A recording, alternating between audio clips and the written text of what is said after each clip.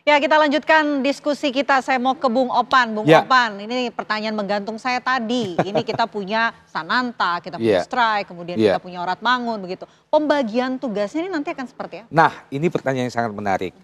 Vena, beberapa waktu yang lalu, di awal-awal keberadaannya di Indonesia, Patrick Kluivert, sang pelatih baru mengatakan bahwa salah satu syarat untuk bisa memperkuat timnas senior Indonesia melanjutkan kualifikasi Piala Dunia ini adalah menjadi pemain utama di klub masing-masing. Ini statement yang sangat keras. Artinya apa? Sangat terbuka kemungkinan beberapa pemain yang saat ini membela timnas senior Indonesia di bawah Sinteyong akan dianalisa, dievaluasi oleh Patrick Kluivert. Salah satu yang saya dengar belakangan ini antara lain adalah Rafael Struijk. Ya, kita tahu di Brisbane Roars di Australia, Rafael memang kerap menjadi cadangan sejati.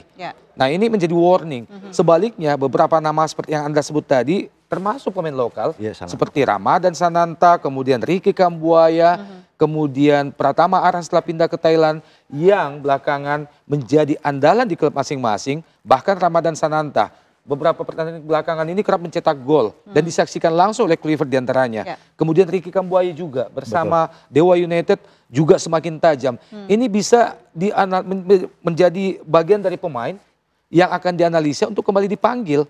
Jadi sekali lagi statement dari pelatih Patrick Kluivert itu sangat jelas.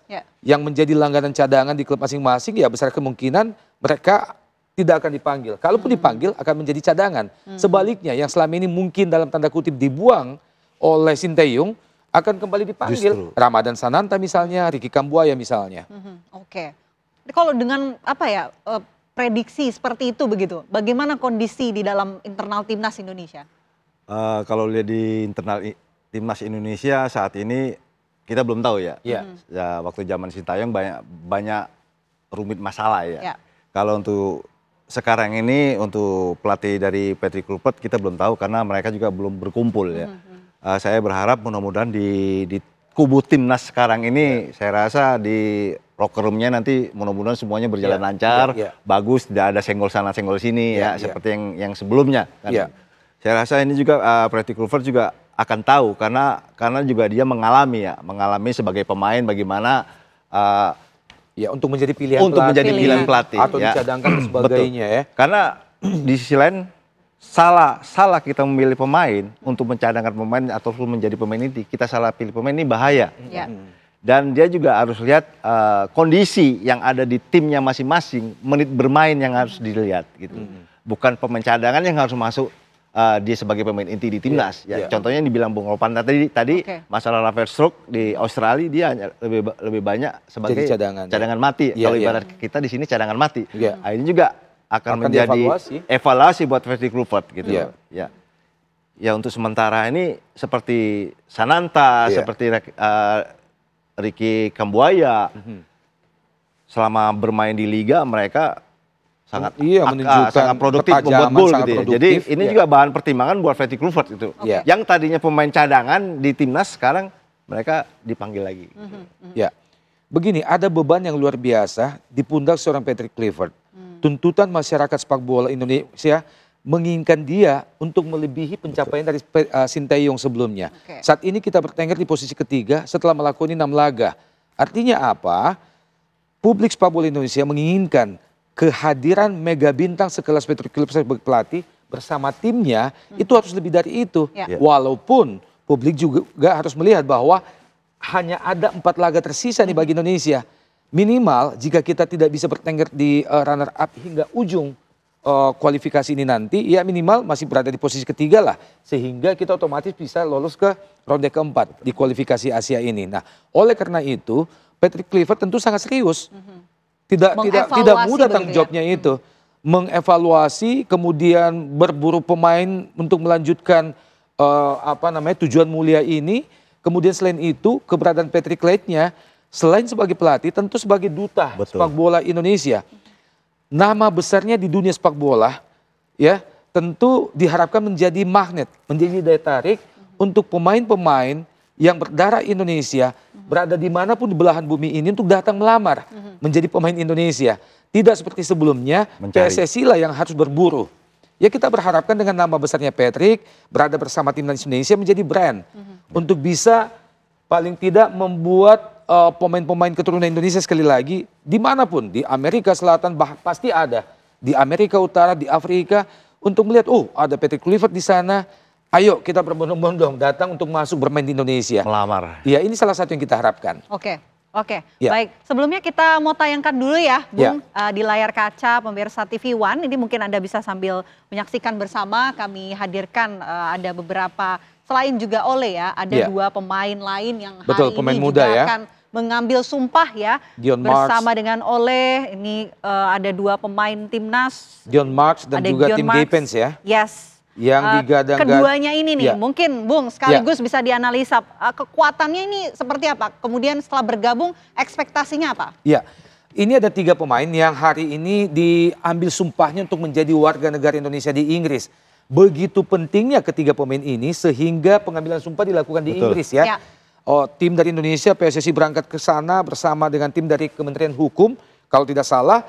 Dan dari 3 pemain ini Ole tentu akan menjadi pemain timnas senior Indonesia untuk memperkuat timnas Indonesia menghadapi sisa laga yang ada.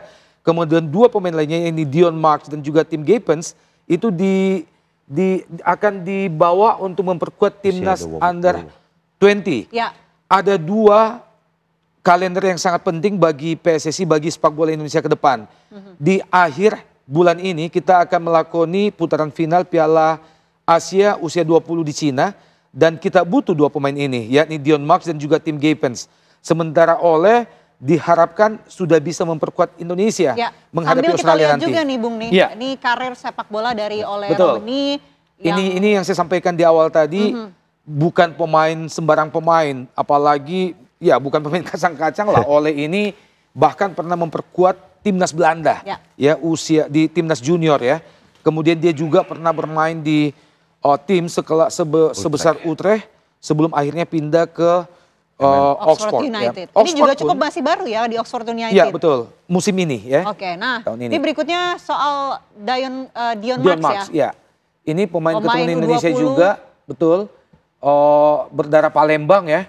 Wong Kito Galo, pemain yang masih berusia 19 tahun masuk ke timnas Indonesia untuk memperkuat timnas usia 20 berlaga di putaran final Piala Asia usia 20 bulan ini. Karir sepak bolanya juga nggak main-main ya? Iya, ini pemain yang pernah bermain ini berposisi sebagai back, pernah bermain di Nijmegen juga.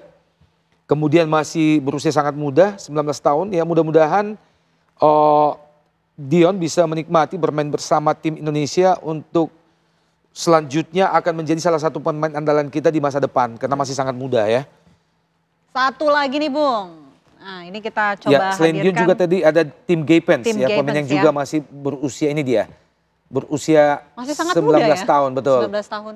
Akan menjadi salah satu andalan kita juga di timnas usia 20. Juga berdarah Indonesia ya. Dari Semarang, Jawa Tengah, dari sisi ibunya. Ole sendiri juga berdarah Indonesia, ada darah Bataknya ya. Medan. Orang Medan ya. Gitu. Jadi sekali lagi mau tidak mau ini adalah sebuah situasi yang harus kita terima, terutama publik sepak bola dan juga bangsa Indonesia, bahwa untuk bisa berlaga, untuk bisa berkompetisi di level sekelas Piala Dunia, harus kita akui, jujur kita akui bahwa hasil pembinaan yang kita hasilkan dalam negeri saat ini itu jauh dari cukup. Masih menjadi catatan cukup, ya.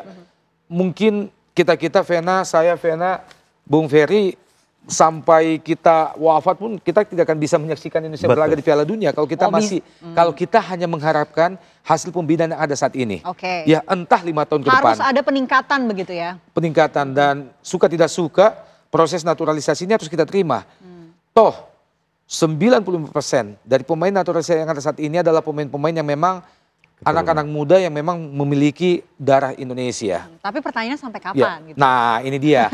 Oleh karena itu sebetulnya kita berharap mudah-mudahan di 2025 ini mulai terlihat bahwa selain pembenahan dari sisi timnas senior Indonesia termasuk sampai ke junior dengan program naturalisasi ini, kita juga berharap ada pembenahan dalam negeri terutama untuk pembinaan usia muda. Betul. Ya, yang bisa berjalan secara simultan secara barengan sambil terus membenahi kualitas penyelenggaraan liga dalam negeri, Liga 1, Liga 2, Liga 3 dan seterusnya.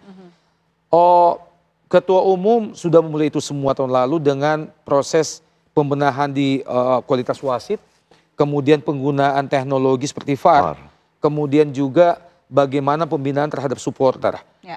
Karena atmosfer sepak bola Indonesia akan menjadi sehat jika aspek-aspek ini semua kita benahi. Kita tidak hanya bisa berharap pada infrastruktur pembenahan stadion, pembenahan lapangan, kemudian pembenahan pemain, tanpa membenahi hal-hal itu lainnya. Kepemimpinan wasit kerap masih menjadi kontroversial, bahkan sampai sejauh ini. Kemudian penggunaan VAR diharapkan bisa menekan kontroversi atau keputusan-keputusan kontroversi itu. Padahal ada VAR tapi wasit masih begitu juga ya. Sekali lagi, ini adalah sesuatu ya harus kita terima. Harus kita terima. Proses naturalisasi ini. Oke, kalau dari Bung Peri, ini kan tadi katanya aspek pembenahannya banyak begitu ya, harus kemudian ditingkatkan begitu. Apa yang perlu dibenahi begitu kalau dari kacamata Bung Peri?